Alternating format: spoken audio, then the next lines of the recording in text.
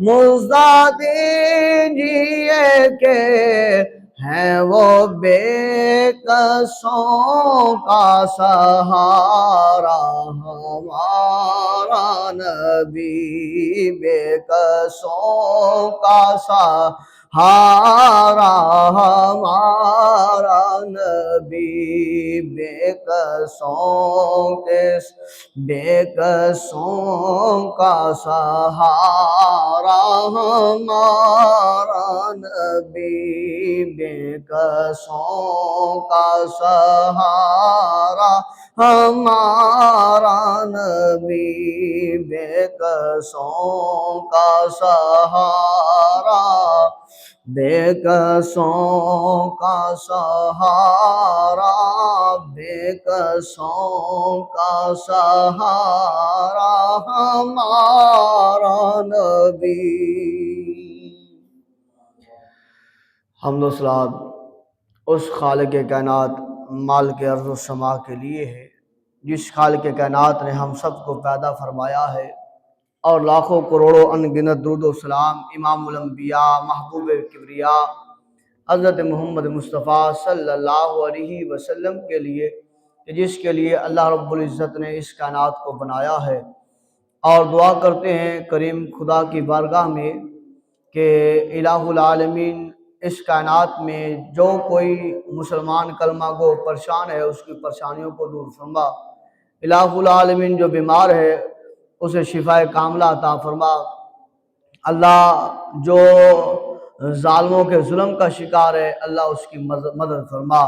اللہ مظلوموں کی حفاظتیں فرما، اللہ ان کی جان و مال کی حفاظتیں فرما، اور جو بہنیں مائیں گھروں میں بیمار ہیں کریم خدا کی پاک بارگاہ میں دعا ہے اللہ انہیں شفا عطا فرما، اور ہم سب کو بار بار حج بیت اللہ اور روضہ رسول کی زیارت نصیب فرما۔ سامعین محترم، ہمارا موضوع وہ یہ ہے شان مصطفیٰ، کہ یہ اللہ وحدہ لا شریک نے اپنے محبوب محمد مصطفیٰ صلی اللہ علیہ وسلم کو کیسی کیسی شان عطا فرمائی ہے۔ اگر محبوب علیہ السلام کی شانوں کا ذکر کیا جائے تو کائنات ختم ہو جائے، پر محبوب علیہ السلام کو جو اللہ نے شان عطا فرمائی ہیں وہ گنتی میں شمار میں نہیں آ سکتی۔ اس میں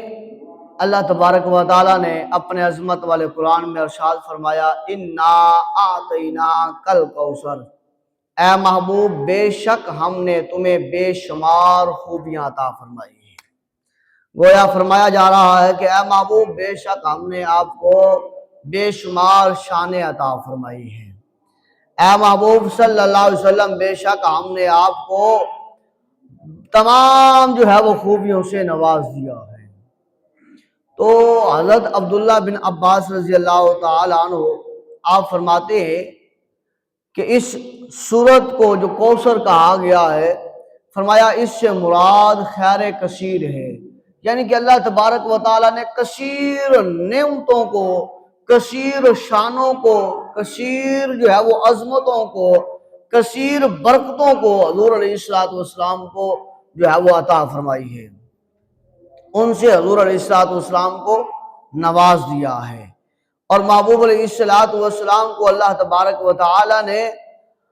اتنی شانیں اور عظمتیں، اتنا مقام اور اتنا رفعت اور اتنا کچھ عطا فرمایا ہے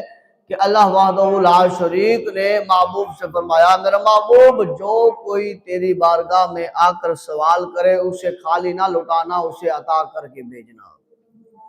اسے عطا کر کے بھیجنا۔ اگر کوئی دن کو آتا ہے، رات کو آتا ہے، دوپہر کو آتا ہے، شام کو آتا ہے، جس وقت آتا ہے حضور کی پاک بارگاہ میں، اگر ایمان مانگنے آتا ہے حضور ایمان عطا فرماتے ہیں، اگر نور مانگنے آتا ہے حضور نور عطا فرماتے ہیں، اگر کوئی بندہ رزق مانگنے آتا ہے حضور رزق عطا فرماتے ہیں، اگر کوئی بندہ علم مانگنے آتا ہے حضور علم عطا فرماتے ہیں، اگر کوئی بندہ تلوار مانگنے آتا ہے حضور تلوار عطا فرماتے ہیں، اگر کوئی بندہ شفا مانگنے آتا ہے حضور شفا عطا فرماتے ہیں، اگر کوئی بندہ اپنے بخشش کے لیے دعا کروانے آتا ہے حضور دعا عطا فرما دیتے ہیں، اگر کوئی بندہ کسی قسم کا سوال لے کر آتا ہے، مانگنے آتا ہے، سونا مانگتا ہے حضور عطا فرماتے ہیں، چاندی مانگتا ہے حضور عطا فرماتے ہیں، قرض مانگتا ہے حضور عطا فرماتے ہیں، حسن مانگتا ہے حضور عطا فرماتے ہیں، ذہن مانگتا ہے حضور عطا فرماتے ہیں، بھوکا آتا ہے حضور کھلاتے ہیں، پیاسا آتا ہے حضور پلاتے ہیں، ننگا آتا ہے حضور پہناتے ہیں، حضور اڑاتے ہیں، اور ننگے سر اگر چل کر کافر کی بیٹی آتی ہے تو حضور اپنی کالی کملی کو اس کے سر پر اڑا دیتے ہیں۔ یعنی کہ حضور علیہ السلام